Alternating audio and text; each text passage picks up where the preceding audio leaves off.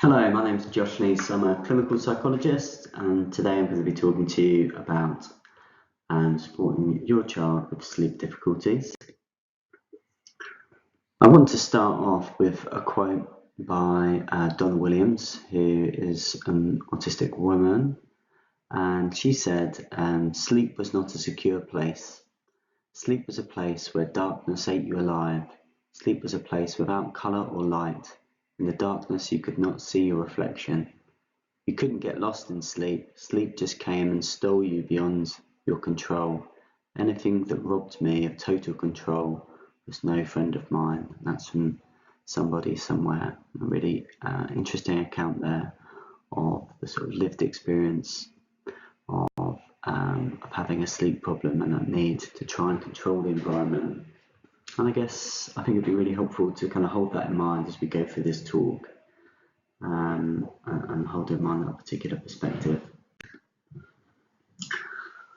What we're going to do in this presentation is talk about understanding sleep, understanding some common sleep problems, and particularly focusing on the insomnias, and talking about why particular children and young people might have sleep problems, and then some interventions and things that we can do to improve our young people's sleep. So we're going to talk about understanding sleep and what it is. So I guess we spend, hopefully, about a third of our time asleep. Probably for some of you, that might be optimistic and ambitious. If you have young people who have sleep problems that also keep you awake at night, and that can be incredibly challenging and difficult and stressful. And sleep's important because it conserves our energy, aids our cell growth. It's important for things like growth hormone. It's important in our immunity, so we all know that we tend to get unwell when we're run down, when we're not sleeping well enough. There's a bit of a relationship there as well with anxiety and stress and sleep, and then the impact of that on our health generally. During sleep, our brain repairs, detoxifies. It's a bit like plugging in your phone to charge the battery. And there are particular aspects of our thinking and our memory that are particularly vulnerable to poor sleep. So our executive functioning, that's kind of like the CEO of our brain. That's the bit where we do our planning, our problem solving, our disinhibition. The more we sleep, the better for our executive functioning. We know that our memories are encoded when we have our deep sleep that we're going to talk about in a minute, and that parents of sleep deprived children report their children have higher levels of low mood, anger and anxiety, sadly. Sleep is a natural period of suspension of our consciousness, where the powers of our bodies and our minds are restored. So here's a hypnogram, which tells us a bit about what happens whilst we're asleep. So typically you might be lying in bed with your eyes closed, but still entirely conscious and aware of your surroundings. And then at some point you might go through a period where your thoughts become a bit more diffuse, and you move into this first stage of sleep where you're beginning to lose that full conscious awareness. You might experience like a hypnic jerk where your legs kick, where you feel like you're falling and suddenly sort of wake up during this phase of sleep. And then we go through our N2 movement here, N2 phase of sleep, which is about 45 to 50% of our total sleep. And then we have our slow wave sleep here, which is our deep sleep. So you'll know if you've been woken up during this period. If you've ever, I don't know, at university or something, the fire alarm went off and you're woken up in the middle of the night and you've got a splitting headache, or you feel really rubbish for the rest of the day. And sometimes, if you're in this phase of deep sleep and your baby wakes up, it's really hard to sort of rouse yourself, and it can be difficult for somebody else to wake you up. We go back through those phases, and then we have our REM, our dream sleep. We do a couple of those phases, and then we have a transient period of waking. So we usually wake up, have a look around, check that everything's okay, and go back to sleep and go back through these phases again, you see. And we go through that a few times during the night, and we'll all wake up a couple of times during the night, and have a look around, check that everything's okay. And as long as we're not too stressed or anxious, it's not a problem at all. In order to fall asleep, we need to be tired. We need our circadian rhythms. So our circadian rhythms are our rhythms throughout the day. So typically you might wake up in the morning, feel a bit drowsy, take some time to stir, and then you might be fully awake and at your most effective, let's say, 11 o'clock in the morning through to lunchtime. You have a dip in the afternoon after lunch, feel a bit drowsy, and then wake up a bit more in the evening, feel drowsy towards bedtime, fall asleep and start again. These sort of typical circadian rhythms that go throughout our day and link to our kind of awake and asleep cycles. We need to be dark, quiet, a familiar environment, temperature not too hot, not too cold, feeling not too hungry or not too full. And there's some interesting research on kind of blood sugar levels and how these can go up and down during the day. So for example, if you eat lots of, sugar, sugary foods before you go to bed, then you might notice that your blood sugar levels go up, you're full of energy, but then they drop back down.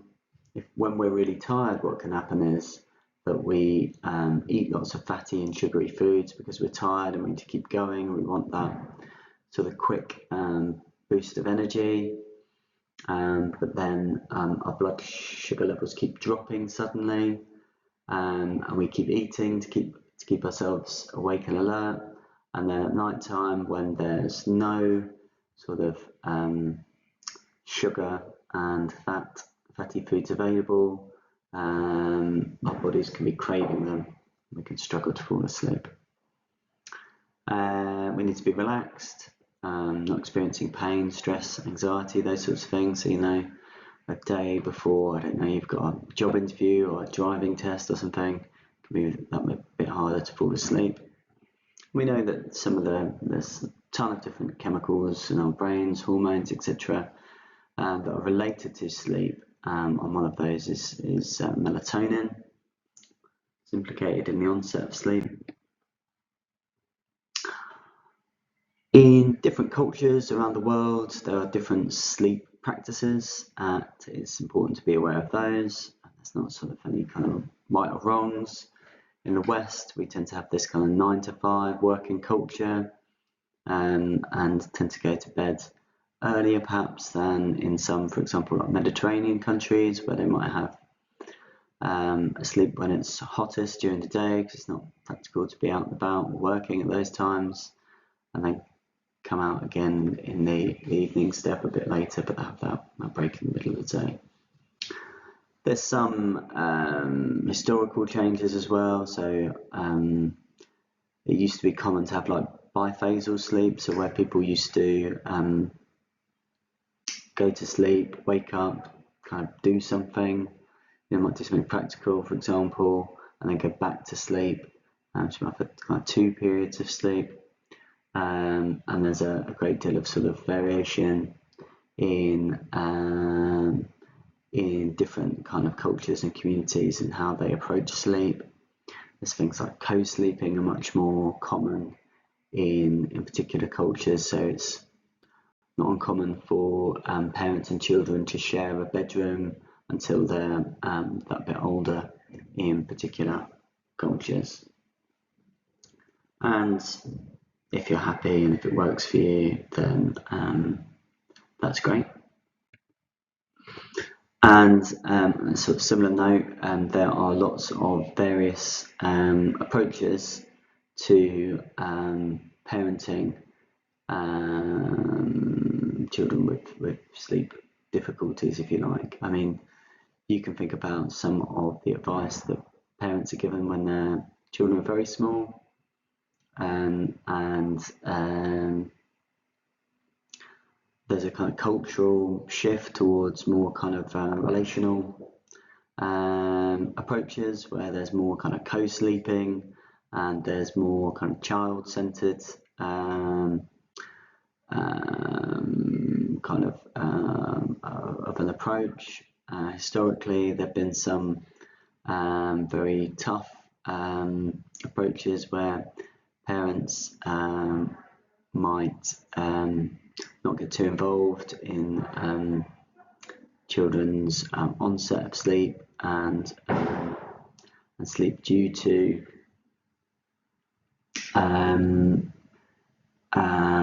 this idea that we're kind of reinforcing their waking up in some way.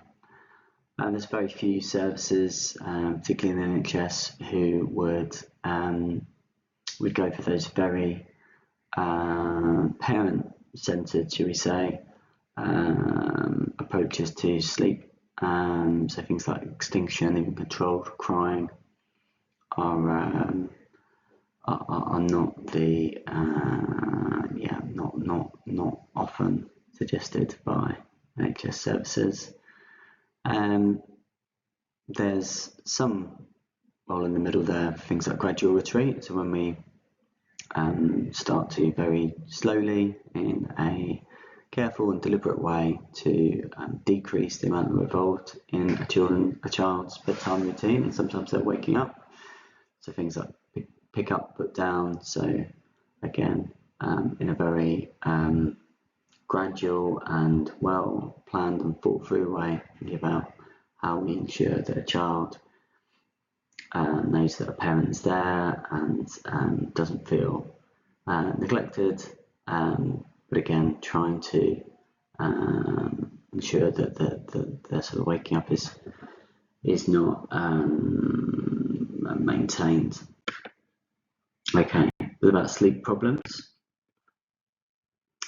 So the average under 5 spends half their time asleep. So it feels like our children are asleep for a long time if they are good sleepers. Might sleep from 7 to 7.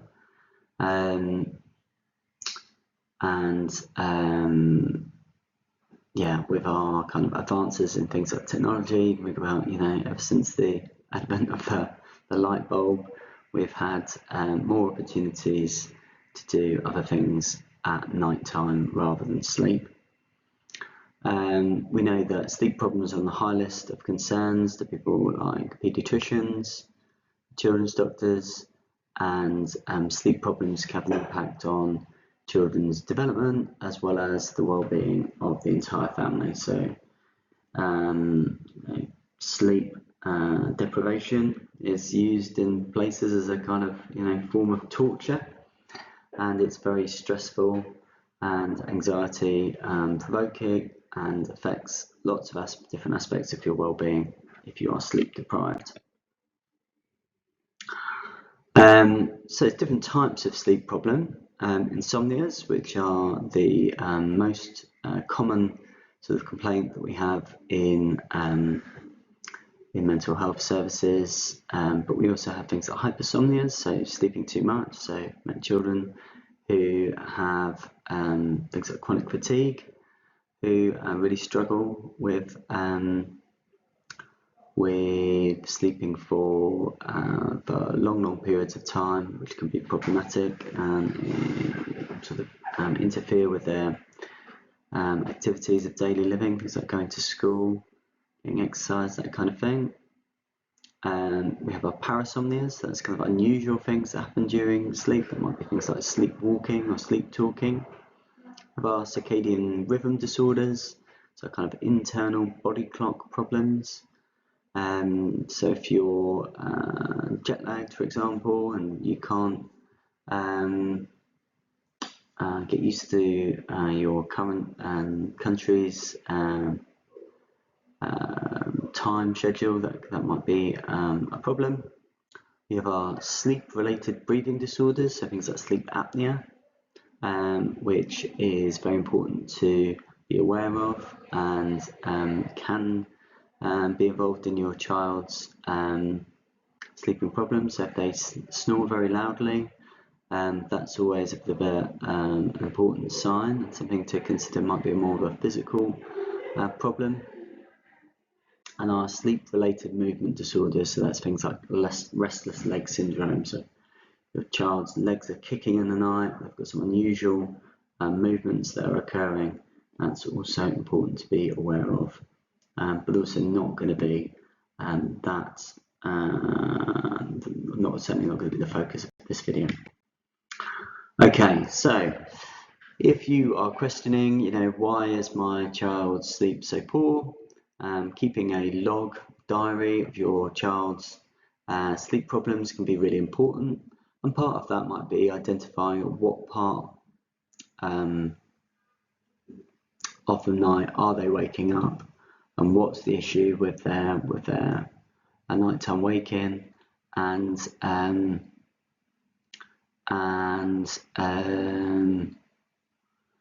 how do we help and support with that.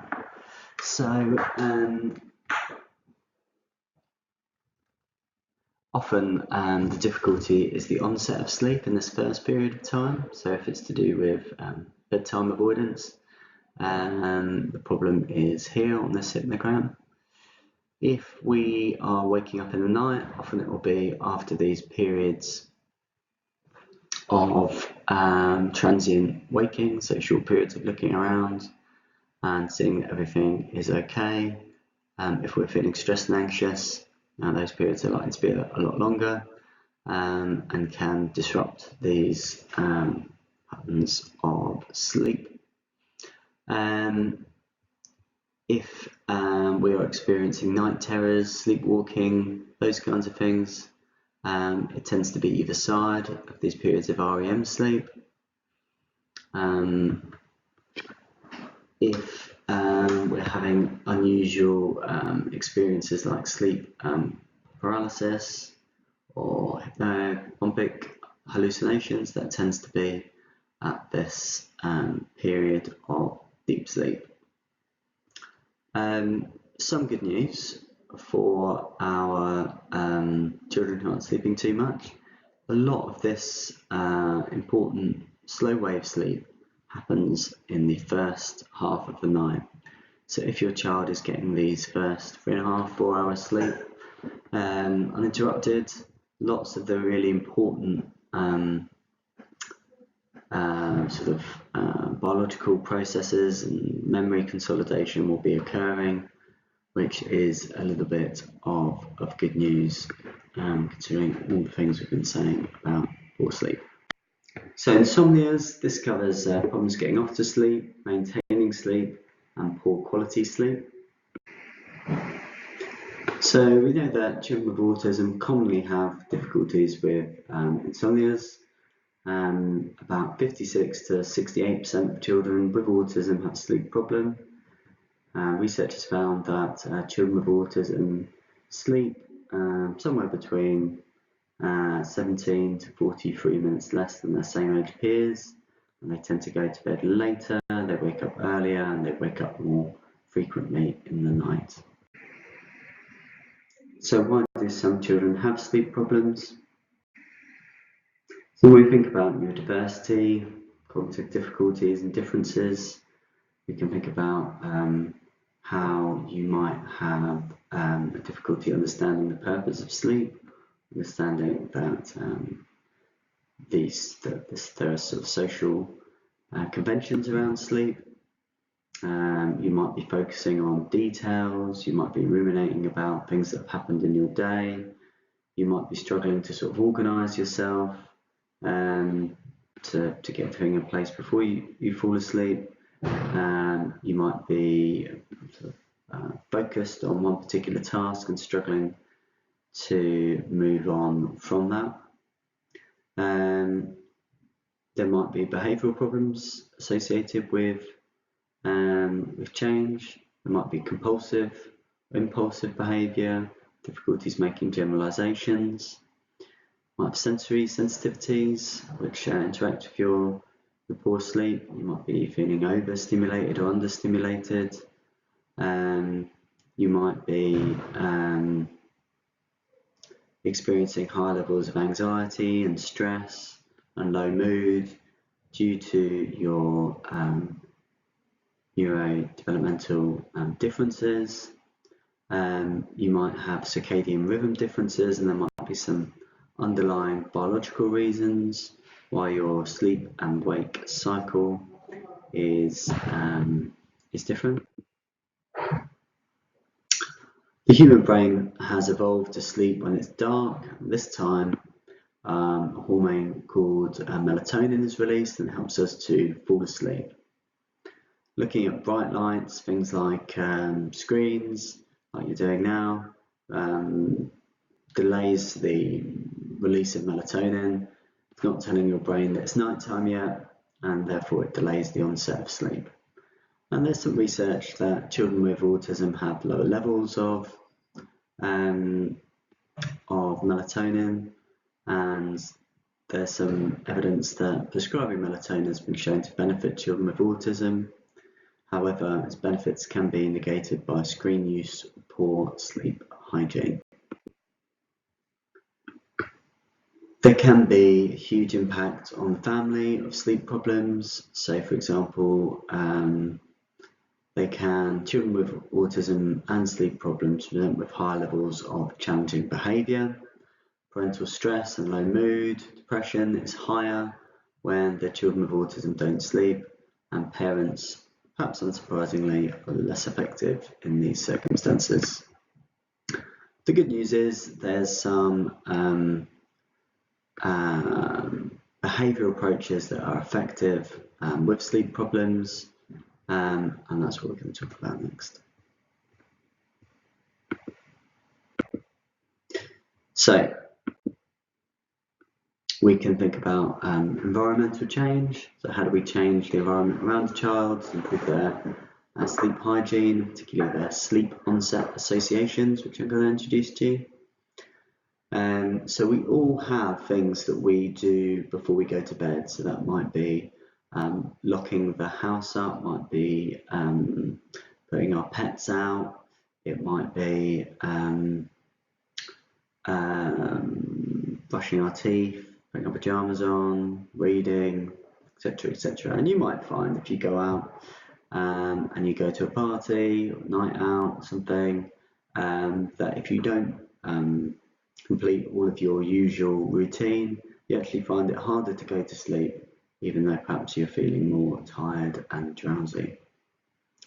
Or if you go and sleep in a hotel, it might take you a bit longer to fall asleep because you're in a novel environment.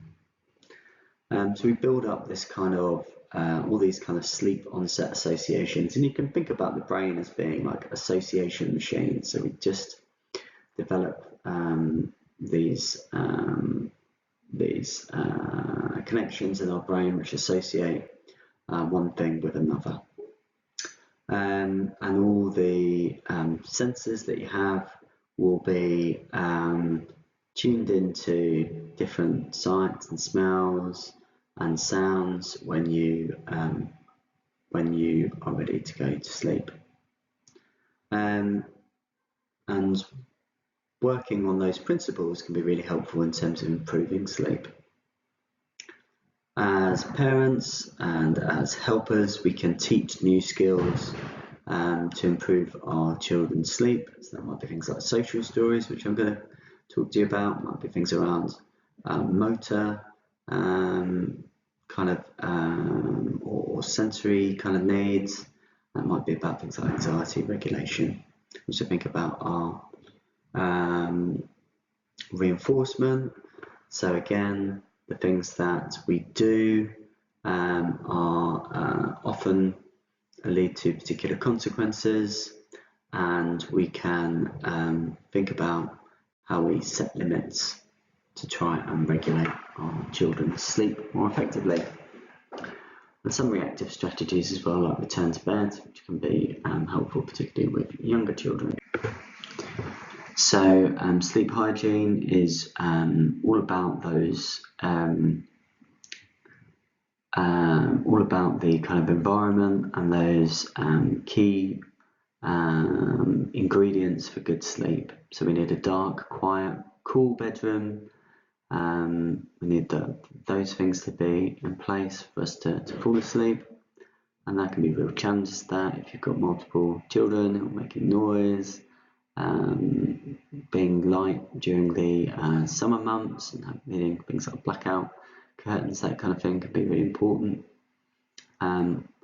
The lights from our screens as well are really important. So we've got this wonderful new technology which helps us connect in lots of different ways, but it can also impede the onset of our sleep. You need those consistent bedtime, we need those routines. Falling asleep alone can be really important. When we wake up during the night, when we have those transient periods of waking, we'll often look around, make sure everything is the same as it was before we fell asleep. If there was somebody sat next to us when we fell asleep, we'll expect them to be there when we have those periods of waking. Daytime exercise, thinking about your body's rhythms through the day, when you are most awake and alert, and how that relates to your sleep, how we might be calming down for long periods of time before we fall asleep, and how having naps can interrupt some of those rhythms as well. So we don't want people to be napping during the day and delaying the onset of sleep, which can be quite tricky, or napping for really long periods and going into that deep sleep and struggling to be back awake. So we have our sleep onset associations.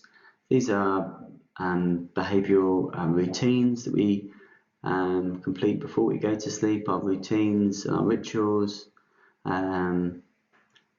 Like I've mentioned, how the environment is when we fall asleep is how we expect it to be when we wake up, and children can associate what happens before they go to sleep with the onset of sleep. And these are important, but we need to think sort of strategically about how we can make sure that we're encouraging children to be independent as much as is possible, as much as their developmental needs allow.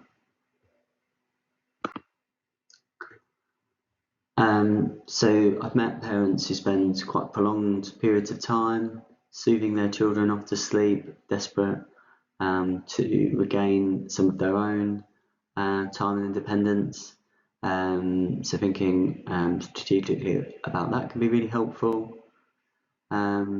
Children expect to fall asleep in the same way that they initially did. So if you're stroking your child's feet while they're falling off to sleep, they might need that to happen again before they go off to sleep, before they can fall back to sleep.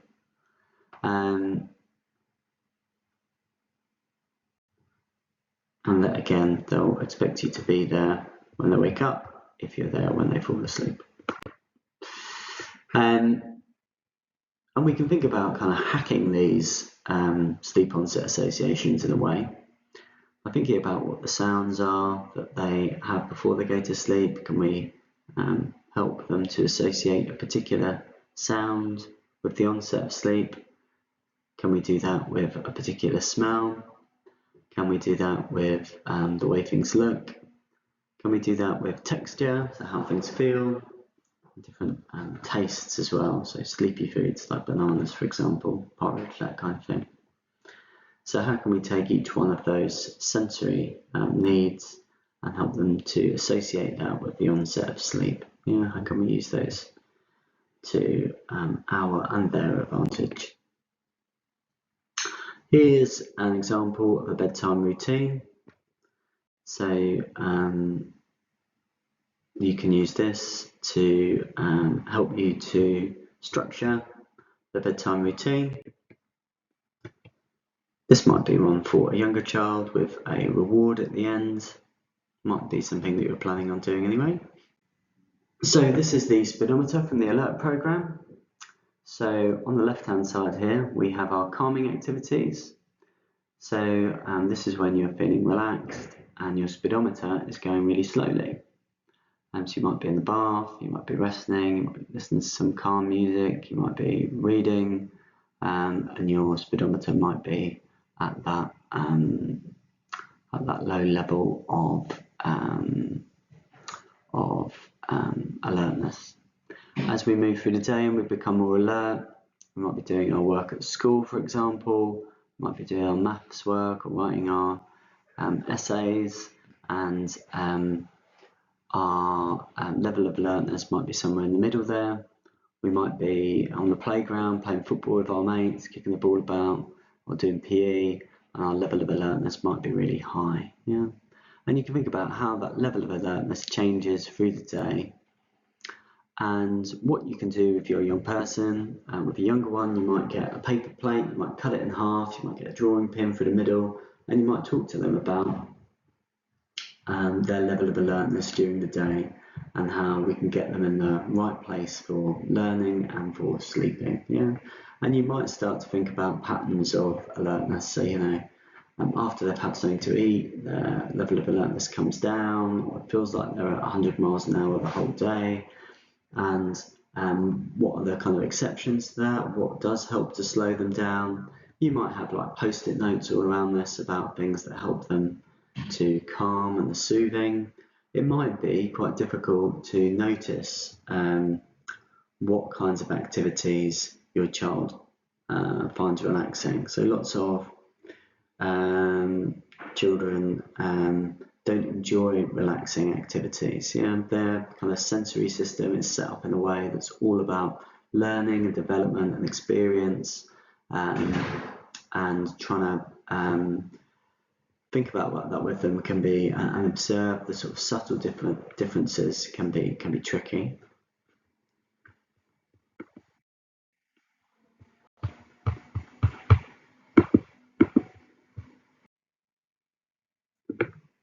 So social stories can be really helpful in terms of talking about sleep, particularly for very young children. So here's an example of a social story. My name is Rosa, I'm 6 years old. After dinner, Mummy or Daddy can say it's bath time, and we'll go and have bath time. Mummy or Daddy will be there with my bath toys. After I have had a bath and dry off, I can put my pyjamas on and brush my teeth. Then I can choose a story for Mummy or Daddy to read. When the story is finished, I can lie on my bed. Mummy or Daddy can give me a cuddle and say goodnight. I'll see them in the morning. I can close my eyes and wait to fall asleep. It will take some time to fall asleep. That's okay. If I don't fall asleep right away, I can think about Peppa Pig until I fall asleep. And there's lots of books and resources that you can use in keeping with this. Here's a social story for a child possibly with a learning disability. I'll let you read through that. So you've got the signs and the short amount of text here. Social stories can be a bit disappointing in terms of the lack of plot and character development, but they basically just try and tell somebody about a situation in a really explicit way. Of improving a young person's sleep. We can think about things like relaxation exercises, so particular progressive muscular relaxation exercises can be found on things like YouTube, where essentially you tense and relax different muscle groups. You usually start with your feet and work up your body, tensing and relaxing different muscles for 10-15 seconds, something like that. And it's about trying to release some of the tension in your body. Things like positive self-talk that can be really good, so noticing thoughts and thinking about thoughts that would encourage you in particular situations.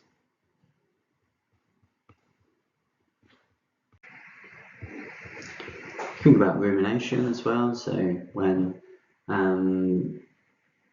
children with autism and other neurodivergence often get caught up in cyclical thinking. It can be a bit like a washing machine. It just goes kind of round and round and round. And the more tired that you are, the harder it is to break out of that cycle of rumination. Yeah, so something bad's happened at school. Someone said something unkind. We're thinking about that all day. Sometimes the kind of meaning that we make of the thoughts and experiences that we have can be different for neurodivergent children and young people. So it's about being aware of that, trying to shift our focus. Sometimes it can be about distraction or different grounding exercises that you can try. So quite a common one is the 5-4-3-2-1 grounding exercise, where you can think of 5 things you can see, 4 things you can hear, 3 things you can feel, 2 things you can smell, and 1 thing that you can taste. And you can kind of go through this lots and lots of times to try and shift out of that unhelpful pattern of rumination.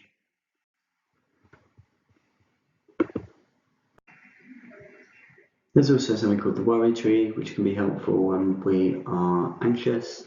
So it can be helpful to kind of notice what worry is, ask what is it that we're worrying about. Is it a current problem or a hypothetical situation? Can we do something about this? If it's a hypothetical situation, we can't do anything about it. Let's let go of that worry, try and change focus of our attention. If it's something we can do something about, can we understand what the problem is, make an action plan? How are we going to change the situation and try and let go of that worry and move forwards? If we can't do anything about it now, it might be about scheduling a time to do that, trying to let go of the worry, and again, changing the focus of that attention. Nighttime waking can be very disruptive and very difficult. We have some children who wake up in the early hours and won't go back to sleep at all. An easy win is to think about, is there something that's changed in the environment that during that period of transient waking has caused them to come more fully awake? So my favourite way of thinking about this is like maybe the first couple of nights you've had in a hotel room, you might wake up, look around, wonder where you are, and it might take you that bit longer to fall back to sleep. And this can be the same if there's any changes in the environment. So if they're listening to a particular piece of music when they're falling asleep, or they've got some white noise on and that stops shortly after they're falling asleep, then they can be waking up and wondering what's changed and trying to fall back to sleep unsuccessfully. Sometimes it's about thinking, okay, what's the function of their behaviour? What are they trying to communicate at that time? Is that anxiety? They come in to see mum, they want mum to soothe them in some way and to help to regulate their emotional state. Other times it can be because they want to interact with somebody, and we can think about how do we do that as little as possible. For younger children, it's often about returning to bed, so it's important to sort of head them off at the pass, say one word to them bedtime, take them back to bed, and not have too much interaction. And this can be repeated as many times as necessary. And if we think back to our hypnogram, it's likely to be occurring at these times during the night. Could be there's something else going on, like sleep apnea, in which case we need to think, when is it happening during the night? What period of sleep are they in? Do we need to think about more of a kind of medical investigations? There's something like difficulties breathing, restless legs.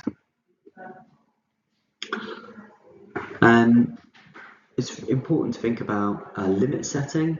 So you can think about whenever your child is pushing a boundary, it's like them putting a pound in a slot machine, and they might put in lots of pounds and press that lever lots of times before they get that jackpot. Yeah, but if they've had a jackpot, if they've got the result that they want, then it would be many more times that they'll put that coin in that machine.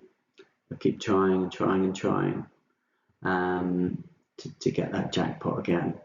And that kind of what we call intermittent reinforcement can be very powerful, and that's why being really consistent can be important. So it's really important to think about with your partners and other people in your family, how are we going to respond to some of these challenges? How are we going to remain consistent? Let's have a consistent strategy. Often there's a kind of like good cop, bad cop, one who wants to be kind of very gentle, one who wants to have very firm boundaries. And often it's about saying, okay, well, how do we meet in the middle? How can we be gentle, kind, and compassionate, as well as determined and thinking about the long term? If you're worried about restless legs, lower body movements during the sleep, if you're worried about breathing during the night, I would encourage you to go and speak to a GP and or paediatrician if you have one. My colleague Virginia Lumsden did an amazing piece of work working with young people to talk about how their sleep could be improved. She asked lots of autistic young people about their experiences of sleep, and they spoke about what autistic children and people would recommend.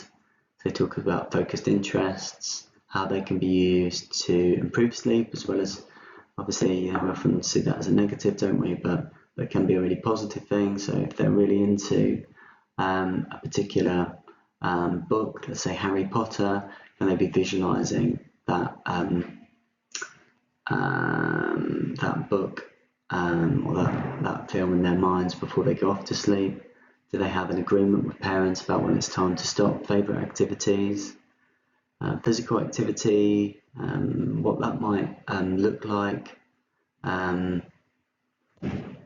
chances to choose and develop their own sleep plan, thinking about sensory needs, personalised sleep routine, what relaxation before bed looks like for young people, what family time looks like, what physical activity looks like, what makes people feel good, etc., etc.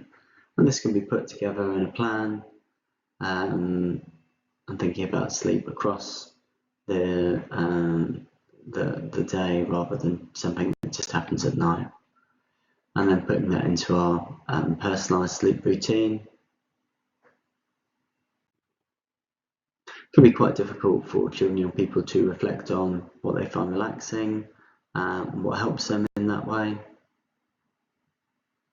and also a bit about how they can track their own sleep as well as they're getting a bit more independent. Okay, so sleep is a really important time for our physical and mental health. Sleep problems can affect different stages of the sleep cycle, and you can use the speedometer and our sleep onset associations, sleep hygiene to improve your child's sleep.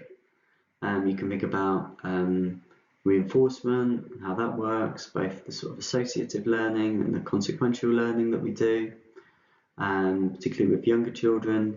With older children, it might be more about them developing their own sleep program, understanding their own sleep needs, thinking about how poor sleep affects them, and working with them to develop good sleep strategies.